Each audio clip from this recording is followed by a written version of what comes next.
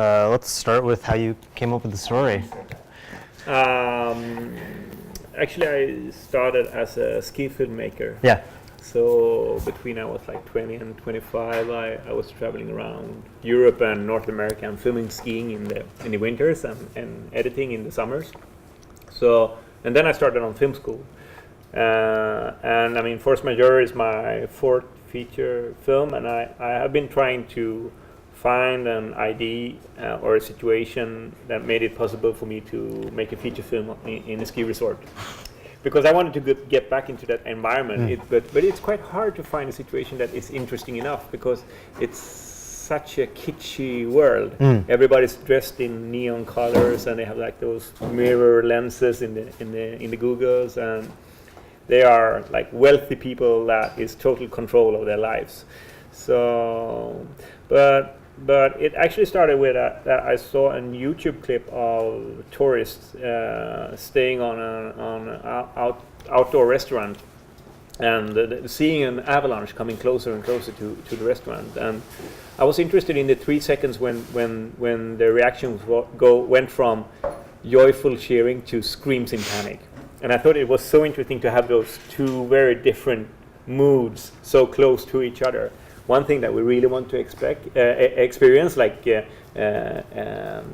spectacular events, and when life is very present, and the thing that we are most afraid of, that is fear of death.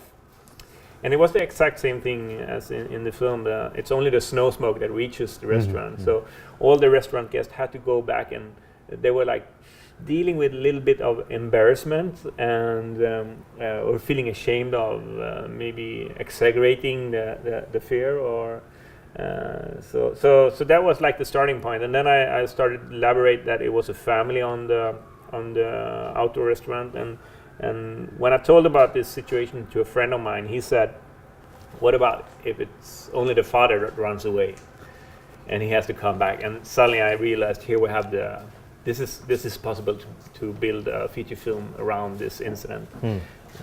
So after he actually said that, the thing with the father, it was crystal clear for me. So okay, we're going to build it around one ski week. On the second ski day, this incident with the avalanche happens, and the rest of the film will be like an emotional roller coaster that the family is thrown forwards and backwards in. I read that it was initially supposed to be 3 stories before it got pared down, so maybe kind of like Involuntary. What were the other 2 stories going to be? It was the bus journey. Oh, okay, yeah. Was one that I could combine with the avalanche, but it was a queue to a ferry. So a couple of girls being on a vacation to Berlin and then going back to Sweden and standing in a car queue and waiting to get onto a ferry, and they had like a standby ticket. So, and it's a quite long queue. So it was like, almost like immigrants or something like that.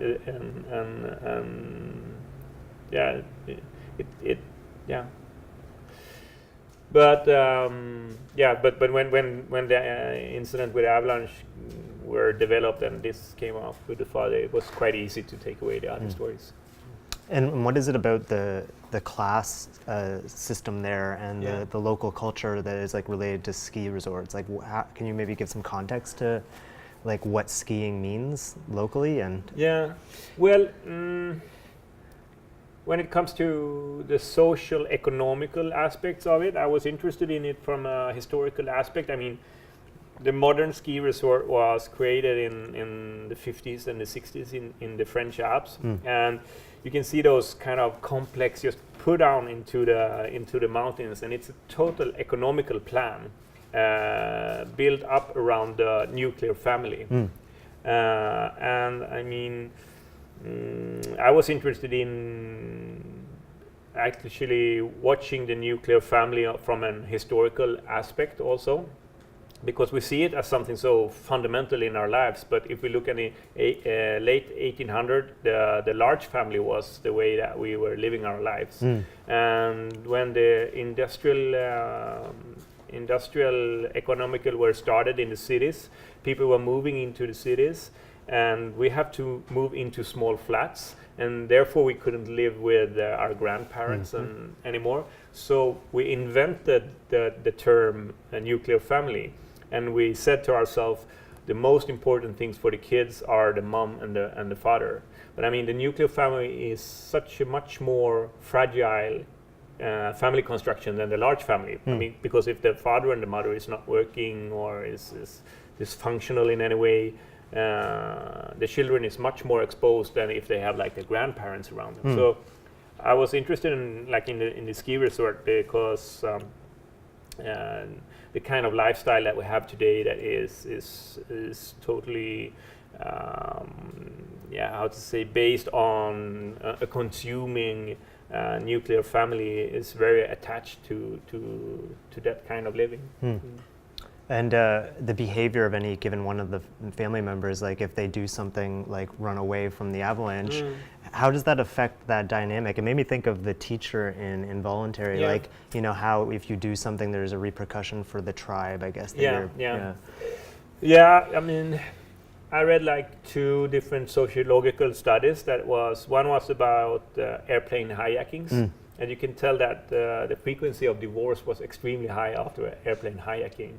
So I thought it was interesting that even though that you survive and everybody is well, people had seen a side of their partner that was like, I don't want to continue living with this person. And so for me, that was pointing out like, the role of the man is to stand up for the family if there is a sudden threat. And the conventional role of a woman is that she should take care of the kids during longer terms. It's just something interesting that we are stepping into those roles as soon as we are starting a relationship, and that we are not aware of that there are so many expectations on us because of the gender. And of course it has to do with group mentality and group behavior also. For example, when Thomas is crying this worst man cry scene, he's not crying in a very poetic way. He's just the weakest animal in the herd. That creates aggression rather than sympathy. Is that survival kind of instinct? I like how, you know, society may look down upon it. Like it may look down on the man moving, and it kind of reminded me of play. Like these robberies are kind of self-preservation as well, but when you try to stop it, there's the woman at the end that's like, no, like this is like, these are disadvantaged people, like that tension between self-preservation and societal struggle. I found that really interesting in it, but also the fact that it, and with the family, it has to do with the kind of, I don't know, belonging to a group that, you know, you haven't chosen necessarily, and it seems like with what you were saying about gender, maybe the men don't necessarily want that. Well, I guess if you look at the film history, I think the most reproduced portray of a woman is a sex object, and when it comes to men, it's the hero. So.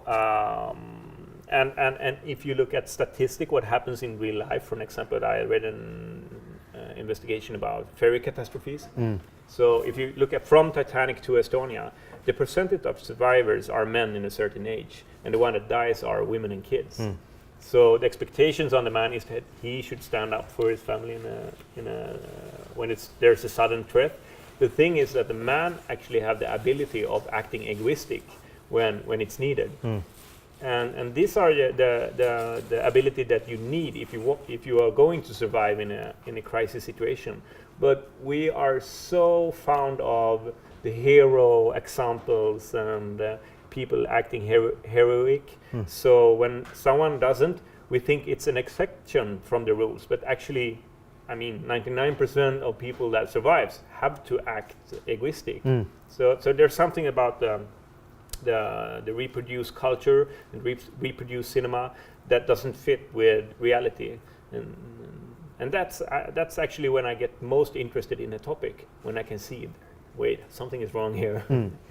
Is it necessarily gender based? I know that you have like the Every Man for Himself article that's in the press book, but you've also said, I'm trying to think of the anecdote. I think it was about like a Danish referee. Like if someone does something and they're part of a group, you assume that they're representative of that group, but in reality it could just be them. So when the men behave in this film, there's two examples, one that's a little more heroic than the other, and it kind of makes it seem like maybe there is no one like defined behavior per gender. But the thing about when it came to play, and like 5 black boys robbing 3 white boys, it was so interesting to see that the skin color, if we don't have the references of people with different skin color than our own, we are putting a kind of behavior on outside attributes. And of course, I mean, the boys in play, they have to deal with the media image of black people.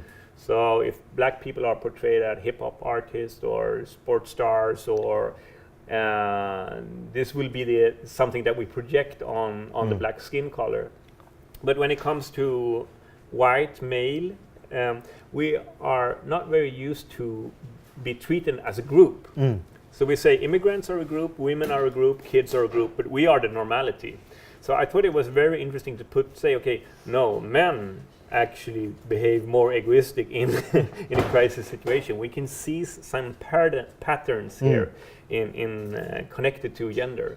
So in this time, I really wanted to look on the group of men and look on different aspects of being a man and trying to deal with the role of the man. And Is that why there are so many close shots in this film versus some of your other ones? Is because it's focusing on more like individual as opposed to group dynamic? I guess I had to do it like this in this film because there are so many things happening inside the characters.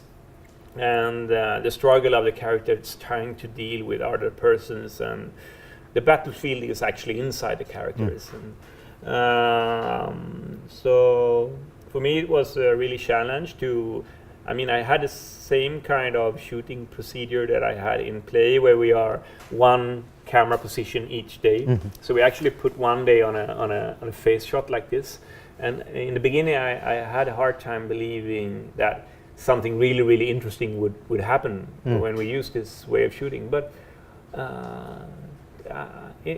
I think we created some extraordinary face shot actually, and the actors were performing really, really well. And they actually needed this time that we put on each shot to be satisfied with their own work. And And there's the repeating shot of the janitor, like his perspective, like that framing is always coming back up. Like how did you settle on that? Like it's kind of like a voyeuristic angle, it's going down. Well, it's a little bit because of the way the hotel was built. And I wanted him also to be like, he's almost anthropologist, looking at a couple, a wealthy couple, trying to deal with a kind of stupid problem that is also connected to a kind of luxury situation. I mean, wait a minute, doesn't we have bigger problems that is more important than those relationship problems and trying to argue about who is doing the right and doing the wrong thing? And so he was like a little bit also from a social, economical, different situation than the main characters in the film. And what about the scene where the kids are locked in the room with him? What does that suggest about that? I don't know, I just thought it was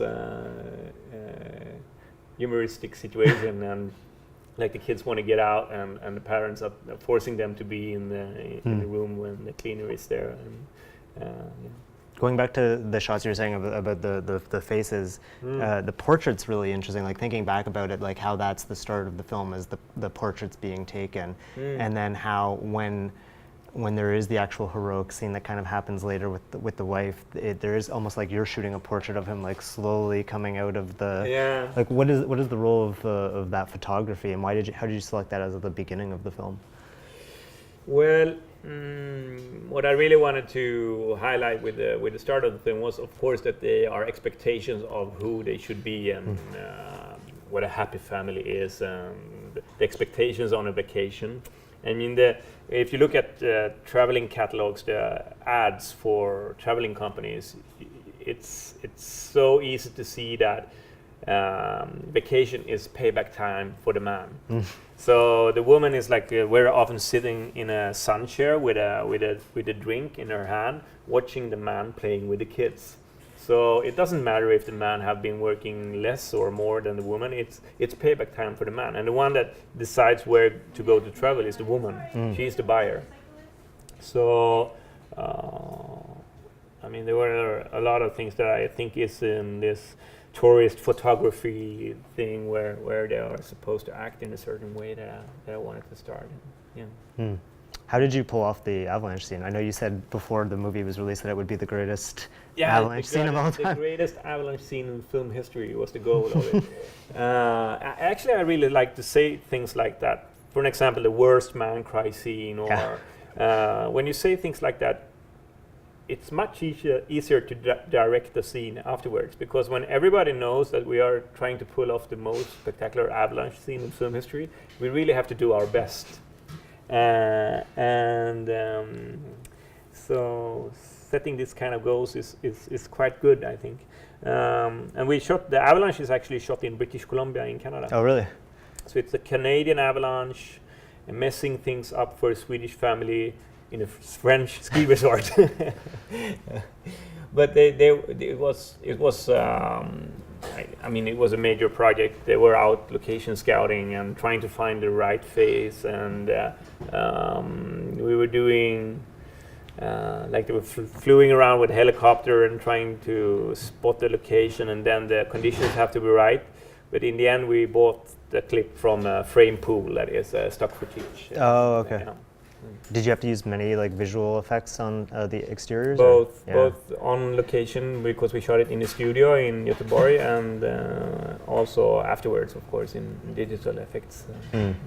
There are two brief moments that I thought were really interesting, where the camera quickly goes to like the drone or whatever you would call it, but also when they're going up to the top of the mountain, you've got kind of the ski helmet. Like what were you thinking with including those like moments where you're outside of the kind of store? I think it's quite important to, if you put up an aesthetic in a film, and you are like me, if you look at Play, where we had like 44 single take shots, you create formatic agreement with the audience that if you don't break it, you can get a bit secure as an audience. So I wanted to create energy and create how do you say, a turning point, or breaking the expectations of how this film should look. So that was one way of using it. I mean, for the scene when they have this dinner with the other couple, I really wanted to build up such a big pressure that I could, and then suddenly break it in 1 second and surprise everybody.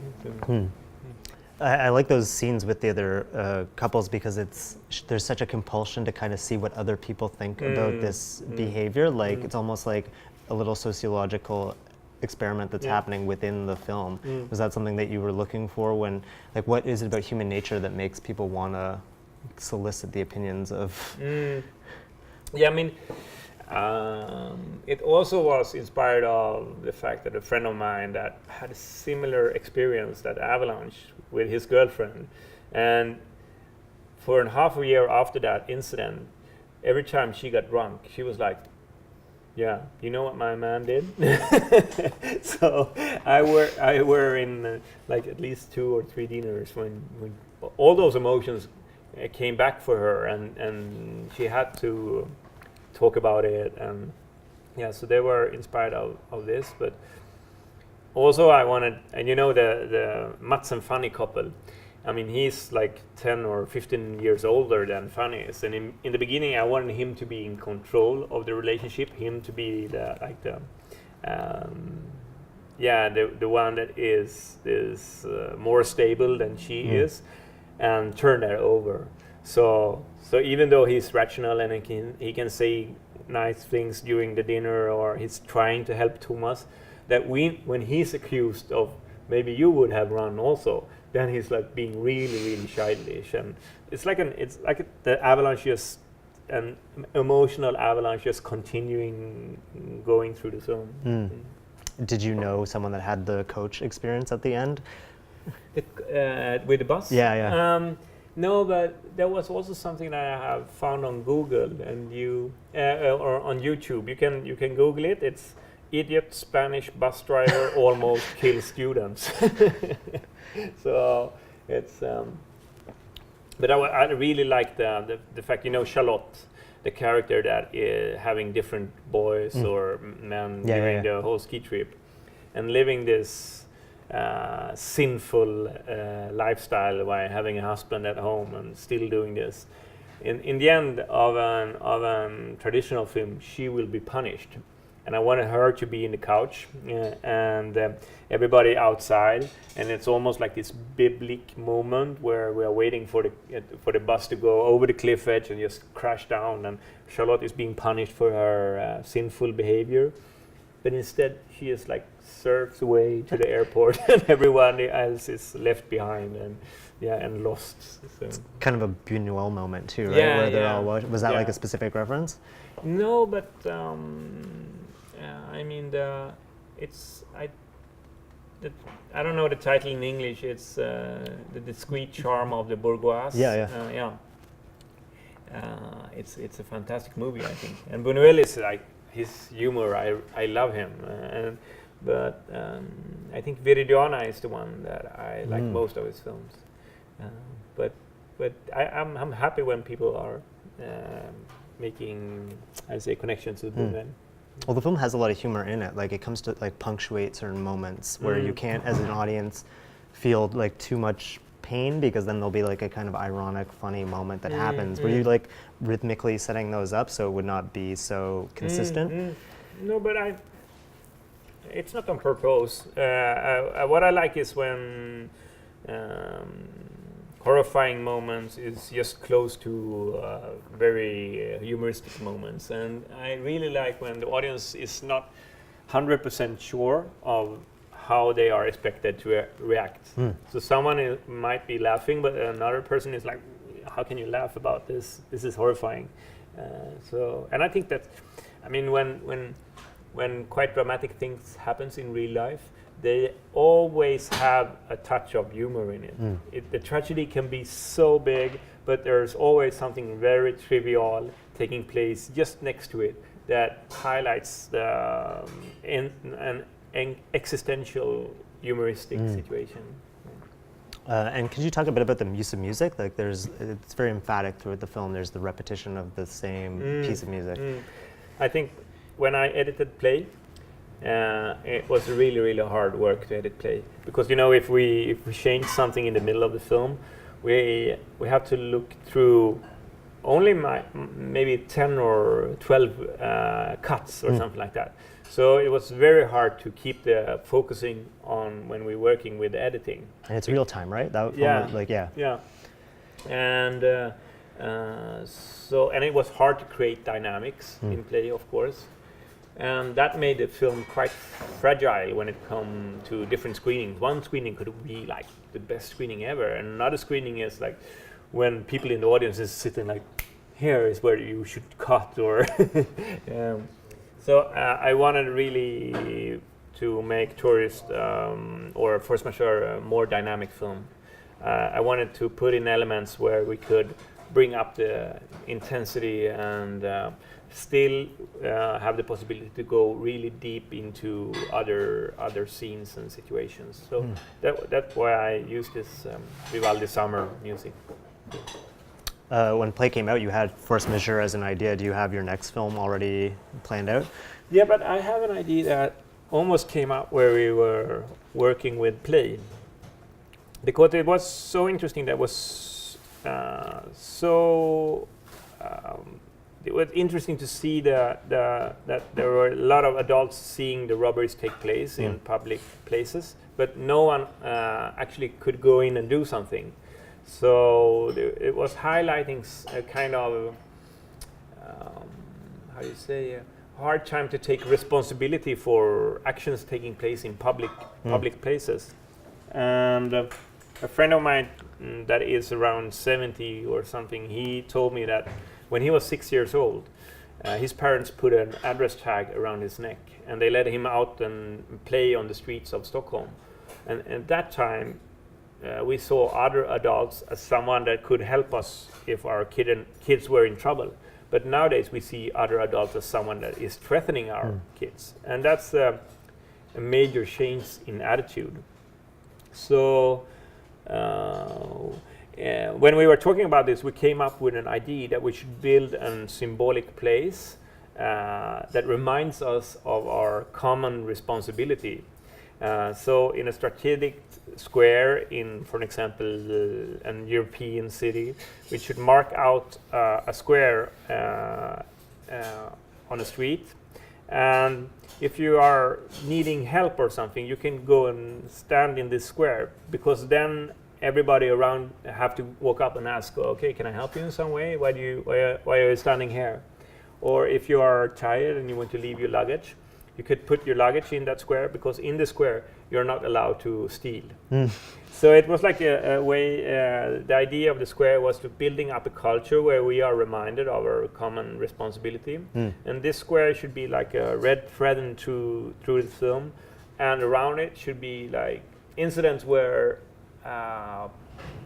people or individuals are trying to deal with someone that is in need of help, or the fear of violence, the fear of losing face, and group mechanics when it comes to how we are trying to act in public spaces.